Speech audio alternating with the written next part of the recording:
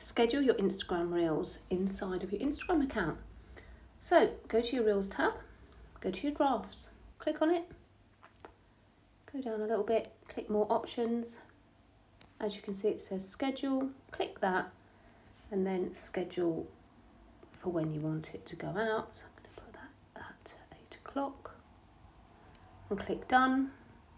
And now that's scheduled, ready to go out tomorrow. All you have to do then is go back, click the schedule button. As you can see, it's scheduling it there. So just keep your Instagram app open until it's finished scheduling. So now the reel's been scheduled, you can check it by clicking the 3 lines at the top and go to scheduled content. And as you can see, there is my Instagram reel ready to go out tomorrow.